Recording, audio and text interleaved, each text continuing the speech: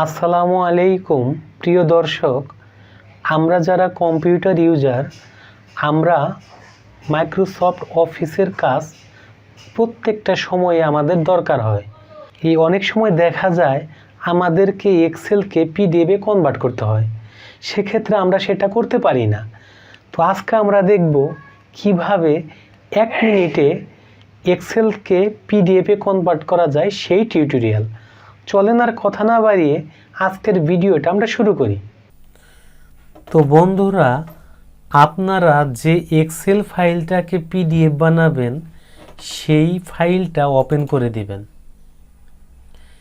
এরপরে ফাইলে যাবেন, এখানে দেখতে পাচ্ছেন এক্সপোর্ট নামে একটা অপশন আছে, এখানে ক্লিক করে দিবেন।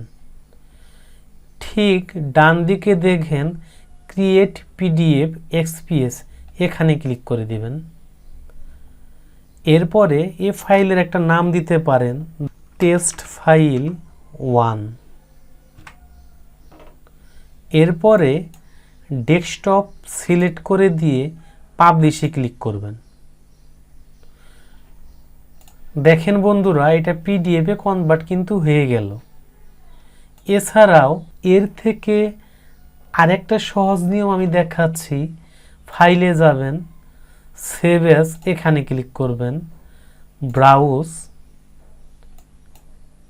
ডেস্কটপটা সিলেকশন করে দিবেন, ফাইলের নাম দিলেন টেস্ট ফাইল 2।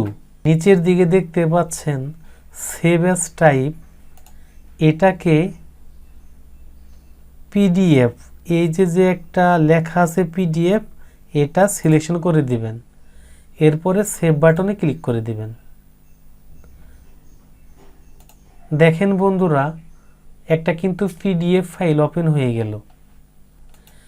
এছাড়াও যাদের মাইক্রোসফট অফিসটা ইনস্টল করা নাই, তারাও ওয়েবসাইটের মাধ্যমে এটা কনভার্ট করতে পারেন।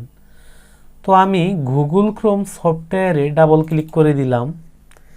এখানে লিখব ইউআরএল বারে এক্সেল